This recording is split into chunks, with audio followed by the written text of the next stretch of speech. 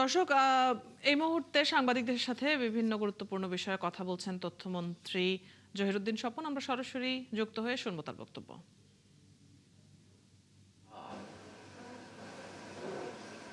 নিশ্চয়ই আমাদের অনেকের এই অভিজ্ঞতা আছে যে নিখুঁত আয়না না থাকলে আমাদের নিজের চেহারাই নিজেরা কেমন বিকৃতভাবে আমরা দেখে থাকি। নিশ্চয়ই কারো কারো এই অভিজ্ঞতা থাকার কথা, এই প্রজন্মের অবশ্য না থাকার কথা, কারণ এখন অনেক নিখুঁত উৎপাদন হয়। কিন্তু আমরা যারা একটু বয়স্ক, আমাদের এই অভিজ্ঞতা আছে। আয়না যখন নিখুঁত হয় না, তখন নিজের চেহারাটা বাঁকা বাঁকা দেখা যায়, এক চোখ ছোট এক চোখ বড় দেখা যায়। অতএব রাষ্ট্র এবং সমাজের আয়না হিসাবে গণমাধ্যমকে নিখুঁত না করলে রাষ্ট্র এবং সমাজ সম্পর্কে ভুল প্রতিবিম্ব কিন্তু হাজির হবে, এবং সঙ্গত কারণে এই সমাজে নৈরাজ্য তৈরি হয়, সত্য এক জায়গাতে বাস করে এবং বিকৃত তথ্যের উপরে ভর করে কিন্তু নানান রকম সংঘর্ষের মধ্যে কিন্তু সমাজ জড়িয়ে পড়ে। সমাজবিজ্ঞানী এবং রাষ্ট্রবিজ্ঞানীরা সেই কারণেই কিন্তু গণমাধ্যমকে চতুর্থ স্তম্ভ হিসাবে বিজ্ঞানের এইখানে স্থান দিয়ে রেখেছেন, এবং এটা বহুকালের অর্জিত জ্ঞানের একটা প্রজ্ঞার নির্যাস। এবং এই তথ্য বা এই বাস্তবতা গণমাধ্যম সংশ্লিষ্ট অন্যরা বোঝার অনেক আগেই ল রিপোর্টার্সকে বুঝতে হবে, কারণ তারা সমাজ এবং রাষ্ট্র পরিচালনার এরকম একটা নাভির জায়গাতে বসে তারা কাজ করছেন। আমি নিশ্চিত আমার মতো একজন সাধারণ মানুষ যদি একদম বুঝে থাকি, তাহলে আপনাদের মতো বিজ্ঞ সাংবাদিকরা আমার থেকে অনেক বেশি আপনারা বোঝেন, না বোঝার কোনো কারণ নাই। একজন রাজনৈতিক কর্মী হিসেবে আমি শুধুমাত্র এই প্রত্যাশাই আপনাদের সামনে তুলে ধরতে চাই যে আপনাদের দায়িত্বশীলতার উপরে অতীতের অনেক অনেক জনস্বার্থের বিষয় যেমন নির্ভরশীল ছিল, ভবিষ্যতেও আপনাদের দায়িত্বশীলতার উপরেই কিন্তু রাষ্ট্রের অনেক গুরুত্বপূর্ণ ঘটনার মোড় পরিবর্তন ঘটবে, বাক পরিবর্তন ঘটবে, যা যেমন করে অতীতে ঘটেছে। আমরা সবাই জানি। দর্শক, ল রিপোর্টার্স ফোরামের বার্ষিক সাধারণ সভায় তথ্যমন্ত্রী জহিরুদ্দিন স্বপন কথা বলছেন। আমরা এতক্ষণ সরাসরি যুক্ত হয়ে শুনছিলাম তার বক্তব্য। মিয়ানমারের আরাকান রাজ্য মংড়ু বুছিদং বোমা হামলার কোনো শব্দ শোনা যায়নি শুক্রবার সকাল থেকে। তবে গেল দুদিনের বোমার বিকট শব্দের আতঙ্ক এখনো ভর করে আছে টেকনাফ সীমান্তের বাসিন্দাদের। এখন তাদের মূল ভয় আবারও কখন রোহিঙ্গা অনুপ্রবেশ করে। নিরাপত্তা বিশ্লেষকরা বলছেন সীমান্ত সিলগালা করা জরুরি। কামরুল ইসলাম মিন্টুর প্রতিবেদন, ছবি তুলেছেন হেলাল উদ্দিন। মিয়ানমারের আরাকান আর্মির দখলে থাকা রাখাইন রাজ্যের মংডু বুচিডং ও কিয়াকতাও সহ বিশাল এলাকার পুনরুদ্ধার এবং বেসামরিক প্রশাসন ও সামাজিক ব্যবস্থা ভেঙে দিতে দফায় দফায় বিমান হামলা করছে দেশটির জান্তা বাহিনী। খবর আসছে এ হামলায় শুধু রোহিঙ্গা নয়, রাখাইনরাও এলাকা ছেড়ে পালাচ্ছে। আর পাশে দেশের অস্থিরতা, থেমে থেমে ভারী বোমার বিকট শব্দে আতঙ্কে সময় পার করছেন টেকনাফ সীমান্তের বাসিন্দারা। টেকনাফ সীমান্তের জনগণের মধ্যে অনেক হুমকির মুখে পড়ছে এবং তারা অনেক আতঙ্কের মধ্যে আছে।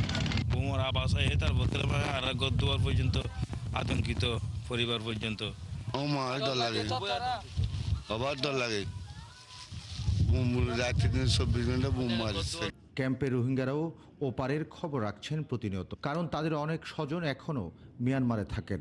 তারা বলছেন সে দেশে থাকা রোহিঙ্গারা অনেক আগে থেকে মিয়ানমার থেকে পালাতে উদ্গ্রীব হয়ে আছে, সুযোগ পেলেই ঢুকে পড়তে পারে বাংলাদেশে।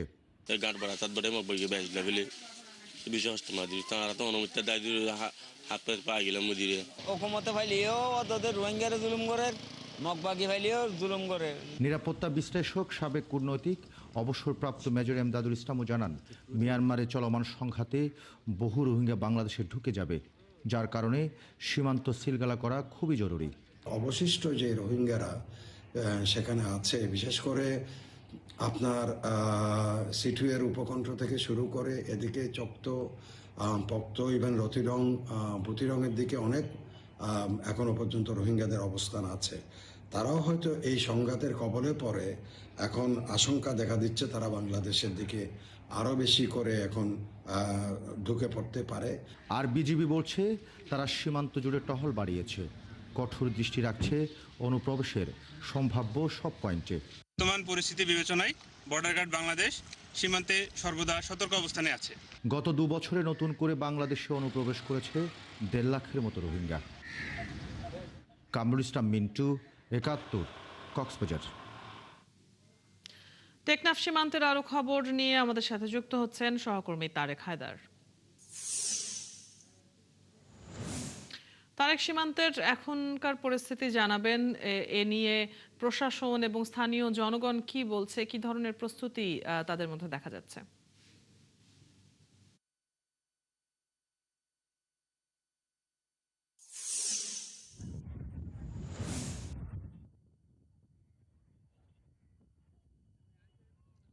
অদিতি, মিয়ানমারের অভ্যন্তরে সংঘাত সংঘর্ষ কমেছে, কিন্তু বাংলাদেশের অভ্যন্তরে সীমান্ত টেকনাফ উপজেলার মানুষজনের মাঝে আতঙ্ক আছে।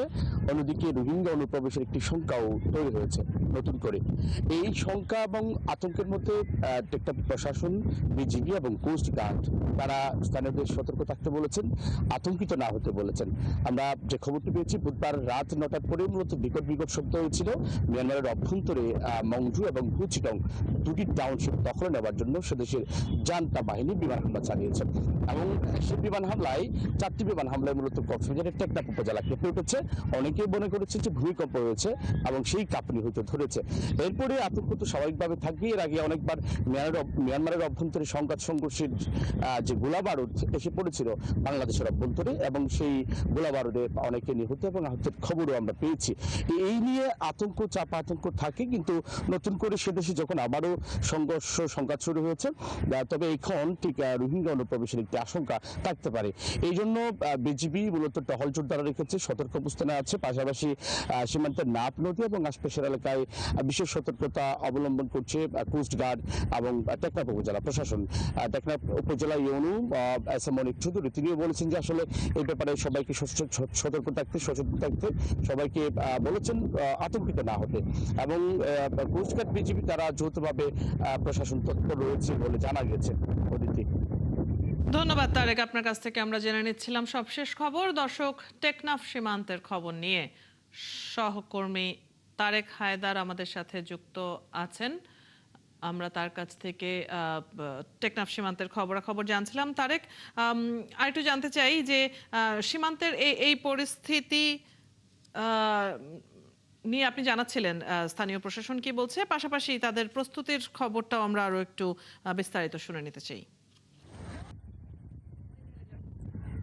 অদিতি, টেকনাফ প্রশাসন মূলত সতর্ক অবস্থায় রয়েছে এবং টেকনাফ প্রশাসন, কোস্টগার্ড, বিজিবি মূলত তারা সীমান্তের নাপ নদী এবং আশপাশের এলাকায় টহল জোরদার করেছে। যেহেতু বলছিলাম যে রোহিঙ্গা অনুপ্রবেশের একটি সংখ্যা নতুন করে তৈরি হয়েছে এবং আতঙ্কিত তো অবশ্যই থাকবে। প্রশাসন বলছেন যে সেদেশের সংঘাত, আরকান আর্মি এবং জান্তা বাহিনীর সাথে সংঘাত আছে, থাকবে, কিন্তু এই নিয়ে আমাদের অর্থাৎ বাংলাদেশের প্রশাসন, সীমান্তের টেকনাফ উপজেলার প্রশাসন, কোস্টগার্ড, বিজিবি তারা বরাবরই সতর্ক অবস্থানে আছে, সতর্কতা অবলম্বন করেছে এবং অবলম্বন করতে বলেছে। পাশাপাশি যারা সীমান্তের স্থানীয় বাসিন্দারা রয়েছেন তারাদেরকেও সতর্ক করছেন যেন কোনো ধরনের আতঙ্ক না হয়ে, আতঙ্কিত না হয়ে তারা যেন স্বাভাবিক জীবনে থাকতে পারে। তারেক, আপনার কাছ থেকে আমরা বিস্তারিত জানলাম। ধন্যবাদ যুক্ত হবার জন্য। দর্শক, টেকনাফ সীমান্তের খবর নিয়ে সহকর্মী তারেক হায়দার যুক্ত ছিলেন এতক্ষণ। দেশের 1 ইঞ্চি জমিও কাউকে দখল করতে দেওয়া হবে না। স্বাধীনতা ও সার্বভৌমত্বের প্রশ্নে কোনো আপোষের সুযোগ নেই বলে মন্তব্য করেছেন জামায়াতে ইসলামের আমির ডাক্তার শফিকুর রহমান। শুক্রবার নেত্রকোনা সার্কিট হাউসে সাংবাদিকদের সাথে মতবিনিময় সভায় তিনি এই মন্তব্য করেন। তিনি আরও বলেন, দেশের নিরাপত্তা ও সার্বভৌমত্ব রক্ষা করতে হলে প্রত্যেককে দায়িত্বশীল হতে হবে। উন্নয়ন কর্মকাণ্ডের সমালোচনা করে জামায়াতের আমির বলেন, বাংলাদেশের যে কোনো উন্নয়ন কাজ বছরের প্রথম 9 মাস গুই সাপের গতিতে চলে আর শেষ 3 মাস চলে রকেটের গতিতে। তাই উন্নয়ন প্রকল্প বাস্তবায়নে সারা বছর সমান গতিতে কাজ করা দরকার।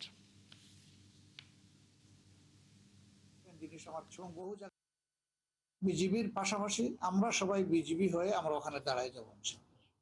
বিজিবির হাতে অস্ত্র থাকবে, আমাদের বুকের দেশপ্রেমের অস্ত্র নিয়ে আমরা দাঁড়ায় যাব।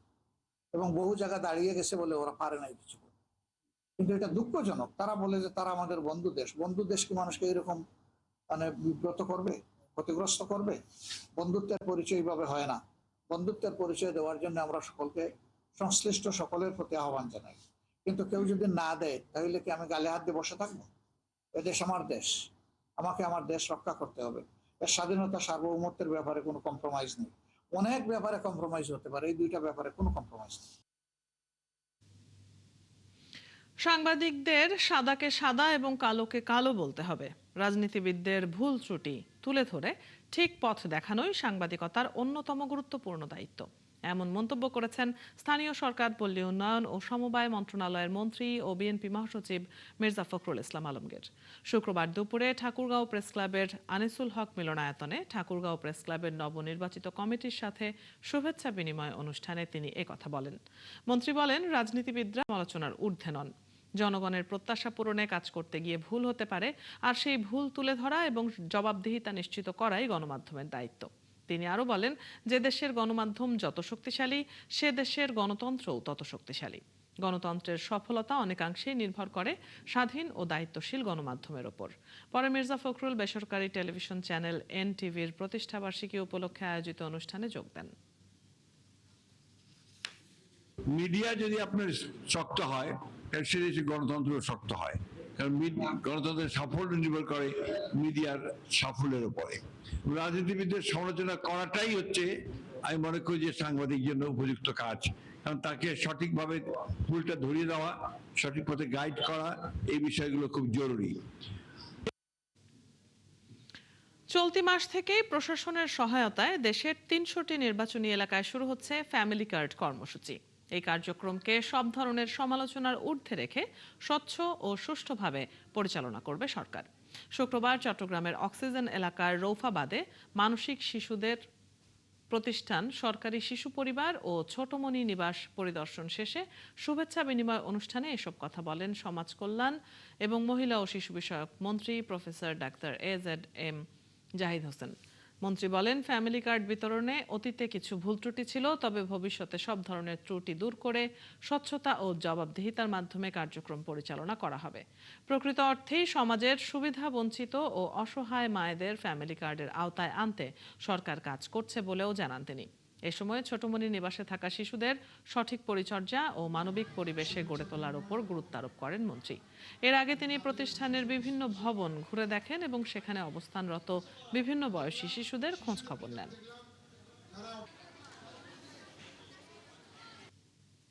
ছেলে এবং মেয়েদেরকে ওভাবে প্রশিক্ষিত করব যাতে হসপিটালের সেবায় তারা আরো বেশি অবদান রাখতে পারে। শুধু কেয়ার গিভিং বা নার্সিং না, কম্পিউটার সায়েন্স আছে এবং অন্যান্য অফিস ওয়ার্ক আছে।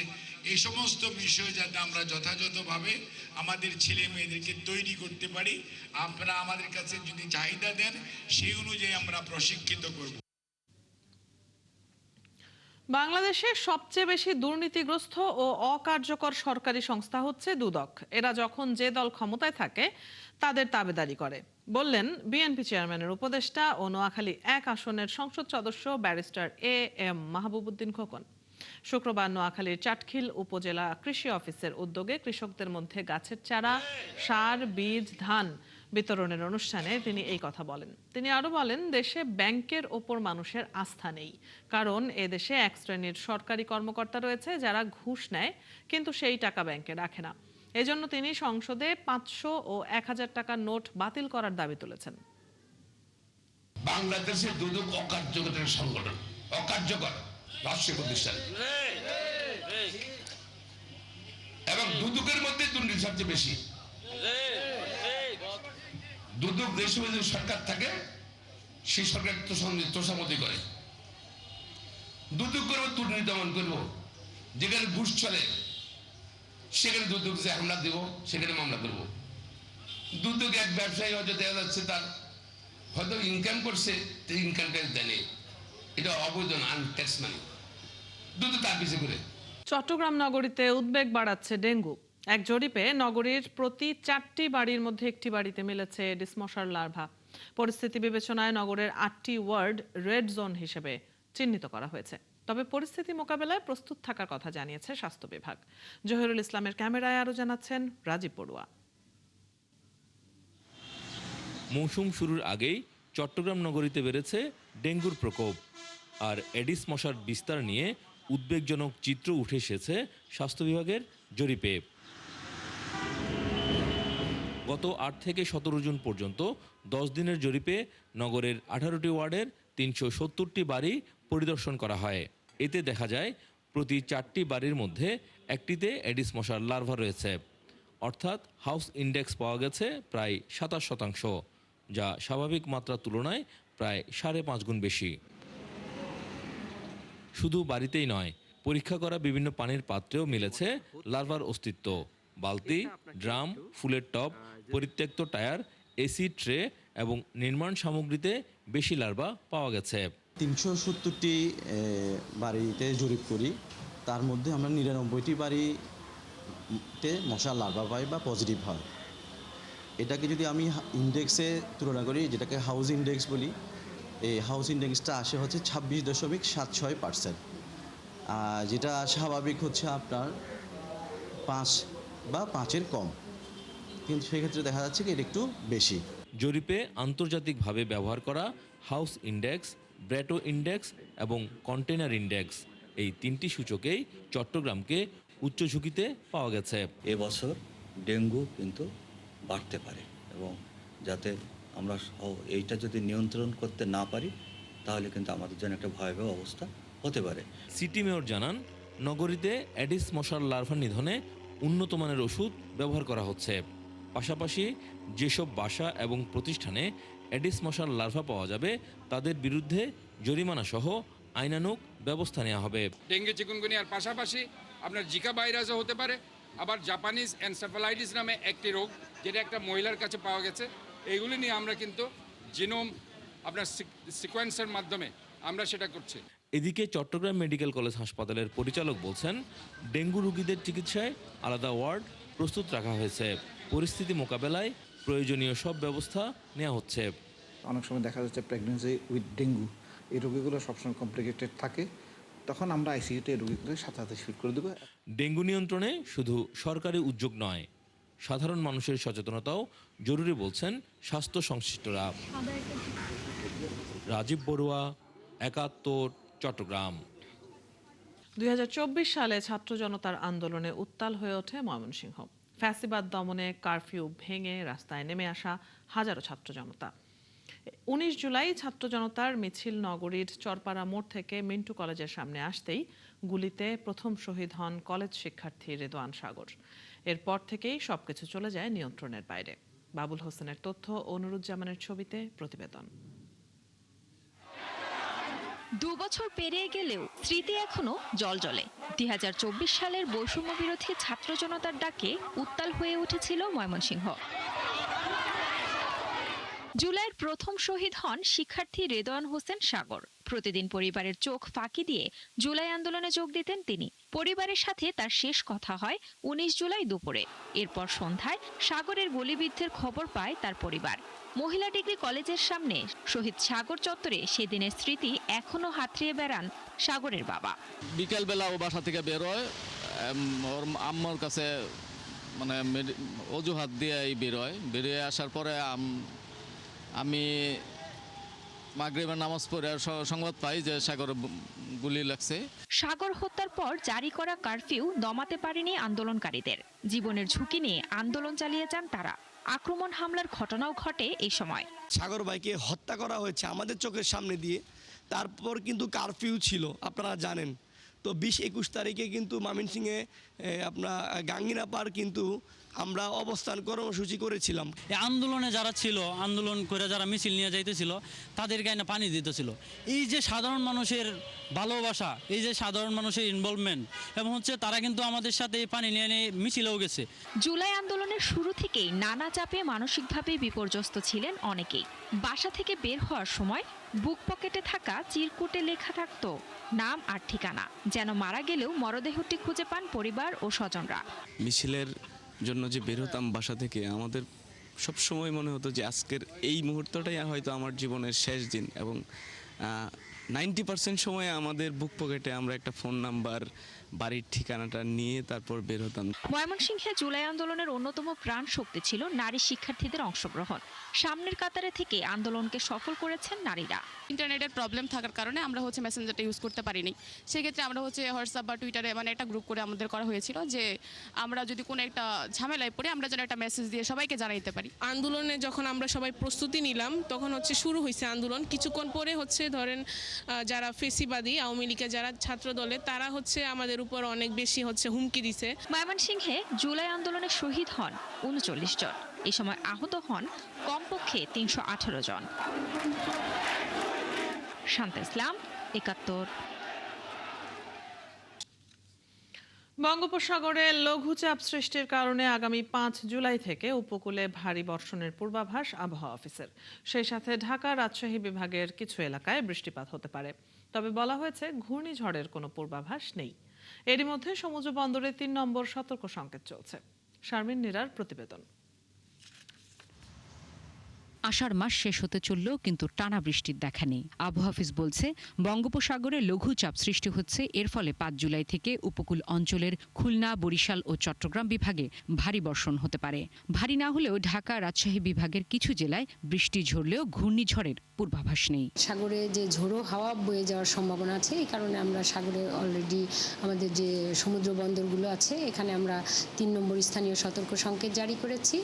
এবং এই লঘুচাপের প্রভাবে লঘুচাপটা হয়তো পরবর্তীতে ইন্টেন্সিফাই করে সুস্পষ্ট লঘুচাপ এবং নিম্নচাপ পর্যন্ত হতে পারে। তবে ঘূর্ণিঝড়ের কোনো আশঙ্কা নেই। আগামী ৫ তারিখ থেকে সারা দেশেই মোটামুটি বৃষ্টির একটা বড় সম্ভাবনা রয়েছে এবং হয়তো আগামীকালকে আমরা একটা ভারী বর্ষণের সতর্ক বার্তা দিয়ে থাকতে পারি। বিশ্ব আবহাওয়া সংস্থার রিপোর্টে বায়ুমণ্ডলের স্বাভাবিক তাপমাত্রা ও বৃষ্টিপাতের ধরনের মারাত্মক বদল বা এল নিনো নিয়ে সতর্ক করা হচ্ছে।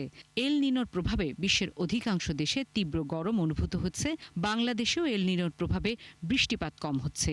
এরই কিছুটা প্রভাব এবং জলবায়ু পরিবর্তনের কিছুটা প্রভাব মিলিয়েই আমাদের এখানে যে মৌসুমি বায়ু বা এই বর্ষাকালে যে বৃষ্টির পরিমাণটা থাকে, স্বাভাবিক যে বৃষ্টিপাত তার চেয়ে আমরা তুলনামূলক এই বছরে স্বাভাবিক বৃষ্টিপাতের তুলনায় কম বৃষ্টিপাত পাওয়ার সম্ভাবনা রয়েছে। তবে এল নিনো নিয়ে বাংলাদেশে খুব বেশি আতঙ্কিত হবার মতো কিছু দেখছেন না এই বিশ্লেষক। সূর্য যেহেতু আমাদের মাথার উপরে থাকে। শারমিন নীরা, ৭১, ঢাকা।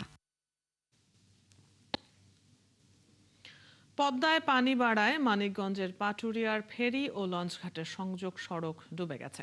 এতে যাত্রী ও যানবাহন পারাপার ব্যাহত হচ্ছে, বাড়ছে দুর্ভোগ। ঘাট কর্তৃপক্ষ জানিয়েছে আপাতত জিও ব্যাগ দিয়ে সংযোগ সড়ক উঁচু করা হচ্ছে। পানি বাড়া অব্যাহত থাকলে ঘাট সরানোর কাজও শুরু করা হবে। রনি মিয়ার ছবিতে মনিরুল ইসলাম মেহেরের প্রতিবেদন। গত কয়েকদিন ধরে বাড়ছে পদ্মার পানি, আর এতেই তলিয়ে যায় পাটুরিয়া লঞ্চঘাটের সংযোগ সড়ক। ব্যাহত হয় যাত্রী ও যানবাহন পারাপার। একই অবস্থা ফেরিঘাটেও। ৫ নম্বর ঘাটের পন্টুন ডুবে যাওয়ায় পারাপার সম্পূর্ণ বন্ধ হয়ে গেছে। আর ৩ নম্বর ঘাটের সংযোগ সড়ক পিচ্ছিল থাকায় যানবাহন উঠানামা করতে পারছে না। শুধুমাত্র ৪ নম্বর ও ২ নম্বর ঘাট দিয়ে পারাপার করা হচ্ছে, যে কারণে ভোগান্তিতে পড়ছেন যানবাহন চালকরা। ৩টের মধ্যে ৪ নম্বর ঘাটটাই একটু ভালো আছে। প্রশাসন যদি কাজগুলা যদি বর্ষা পানি বাড়ার আগে যদি কাজগুলা যদি করে ফেলায় তাহলে ঘাটে আর কোনো সমস্যা হয় না। আমার একটাই কথা যে কর্তৃপক্ষের কাছে যে অবশ্যই যে এটা দেখে সব ঘাটগুলো যেন ঠিক মতো মেরামত করে, যাতে মানুষের ভোগান্তি না হয়। দীর্ঘ পরিকল্পনা করে যদি ঘাটগুলো ভালো করে বাধ্যের সাথে দিত তাহলে আমার ভোগান্তিও কমতো এবং যাতায়াত পারাপার যারা হয় তারাও স্বস্তি পেত। লঞ্চ পারাপারের যাত্রীরা জানান সংযোগ সড়কে পানির মধ্য দিয়েই তাদের যাতায়াত করতে হচ্ছে। পানি আরও বেড়ে গেলে যাতায়াত বন্ধ হয়ে যাবে। এখন তো যেতে পারছি, পানি উঠলে এটা ভরে চলে গেলে আমরা যেতে পারবো না। রাস্তার উপরে বস্তা ফেলানো হয়েছে, এখন যাত্রীরা স্বাভাবিকভাবে চলাফেরা করতে পারে, কিন্তু পানি যখন বাইরে যাব তখন তো আবার যাত্রীদের চলাফেরার সমস্যা। এদিকে লঞ্চঘাটের সুপারভাইজার জানান যাত্রীদের দুর্ভোগের বিষয়টি বিআইডব্লিউটিএ কর্তৃপক্ষকে জানানো হয়েছে। সংযোগ সড়কে সাময়িক কিছু বালুর বস্তা ফেলা হচ্ছে। ভবিষ্যতে যদি পানি আরও বাড়তে থাকে তো ঘাট ওখানে রাখা সম্ভব হবে না, ঘাট আরও এই দিকে উপর দিকে আনতে হবে। আর বিআইডব্লিউটিএ কর্তৃপক্ষ জানিয়েছে ঘাট এলাকায় পানির উচ্চতা এখনও 7 ফুটের নিচে আছে। পানি আরও বাড়তে থাকলে লঞ্চঘাট সরিয়ে পাশের ফেরিঘাটের পন্টুনে সংযোজন করা হবে। আমাদের চিন্তা আছে যখন আরও পানি বাড়বে হচ্ছে আরএল 7.5-এর দিকে গেলে আমরা হচ্ছে পরবর্তীতে যে আরএসডি যে রোড আছে রোডস অ্যান্ড হাইওয়ে ওইখানে আমরা হচ্ছে পন্টুনে শিফট করে নিয়ে আসবো। পাটুরিয়া ফেরি ও লঞ্চঘাট দিয়ে পারাপার করে দক্ষিণ পশ্চিমাঞ্চলের একুট জেলার শত শত যাত্রী ও যানবাহন। মনিরুল ইসলাম মিহির, ৭১, মানিকগঞ্জ। কুড়িগ্রামে তিস্তা, ধরলা, দুধকুমার ও ব্রহ্মপুত্র নদে তীব্র ভাঙন শুরু হয়েছে। গত এক সপ্তাহে জেলার বিভিন্ন এলাকায় বিলীন হয়েছে ১.৫ শতাধিক বাড়িঘর আর কয়েকশো একর ফসলি জমি। সর্বস্ব হারিয়ে অনেকেই মানুষের বাড়িতে আশ্রয় নিয়েছেন, কেউ বা বাঁধে। ভাঙন কবলিতরা বলছেন বর্তমানে হুমকিতে আছে রাস্তাঘাট, মসজিদ ও কালভার্ট। রাজু মুস্তাফিজের তথ্য ও ছবিতে প্রতিবেদন। কুড়িগ্রাম সদরের হোলোখানা ইউনিয়নের শারডুব গ্রামের সত্তরুদ্ধ দেলোয়ার হোসেনের কাছে ধরলা নদী এখন এক জীবন্ত আতঙ্কের নাম। একে একে ৩বার তিনি সর্বস্ব হারিয়েছেন। আবারও ধরলা নদীর ভাঙন শুরু হওয়ায় নির্ঘুম রাত কাটছে তার। যে কোনো মুহূর্তে মাথা গোজার শেষ ঠাইটুকু নদীতে বিলীন হওয়ার আশঙ্কায় তিনি। সব ভাঙি যাওয়া নিছে, থাকার মতো কোনো জায়গা নাই, কোনো বস্তাও ফেলায়নি আমার এখানে। ঘর খুলি খুলি মাটিতে ফেলে তুছি, একটা সব বিলবেল হয় না বেরিয়া ধরলার পানির হতে। দেলোয়ার হোসেনের মতো নিঃস্ব শারডুব গ্রামের মানুষেরা এখন চাতক পাখির মতো চেয়ে আছেন প্রশাসনের দিকে। ভাঙন রোধে দ্রুত জিও ব্যাগ বা স্থায়ী বাঁধের ব্যবস্থা করার দাবি জানিয়েছেন তারা। আমরা ৭৪ সাল থেকে এই চরে বসবাস করি, এই তখন থেকে বাড়ি ভাঙতে ভাঙতে আমরা ক্লান্ত হয়ে গেছি। এই চর অঞ্চল মিলিয়ে একটা শিক্ষা প্রতিষ্ঠান, তাও মনে করেন ধরলা ভাঙতে ভাঙতে ওর কাছাকাছি চলে গেছে। পানি উন্নয়ন বোর্ড থেকে ৬,০০০ বস্তা দিছিল, সে ৬,০০০ বস্তার অর্ধাঅর্ধি বস্তা এখানে মাঝতে ৭৫ ফিট জায়গাতে কাজ করছিল। রাস্তা নাই, ঘাট নাই, মনে করে বাচ্চা কোচা কোথায় যায়, কোথায় লেখাপড়া করে, কি করে না করে।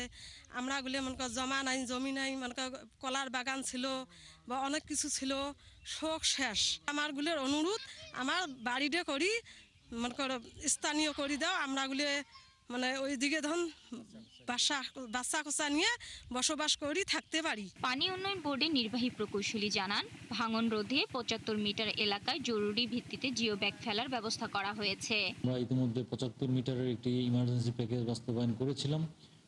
বাকি আরও কিছু ভাঙন আছে, আমরা সেগুলো অবজারভেশনে আছে। আমরা পর্যায়ক্রমে আরও প্যাকেজের অনুমতি পেলে তারপর আমরা কাজ বাস্তবায়ন করতে পারব। পানি উন্নয়ন বোর্ডের মতে এবার জেলায় ১৬টি নদ নদীর ৪৫ কিলোমিটার এলাকায় ৩০টি পয়েন্টে ভাঙন শুরু হয়েছে। শাকিলা সিথি, ৭১। গাইবান্ধা পৌরসভার ময়লাবাহী ডাম্প ট্রাকের চাপায় মারা গেছেন সদর উপজেলা মডেল মসজিদের খাদেম মাসুদ মিয়া। শনিবার সকালে জেলা শহরের পশ্চিমপাড়া এলাকায় এই দুর্ঘটনা হয়। এলাকার লোকজন জানান, মোটরসাইকেল নিয়ে মাসুদ মিয়া শহরের জুম্মাপাড়া থেকে মডেল মসজিদের দিকে যাচ্ছিলেন।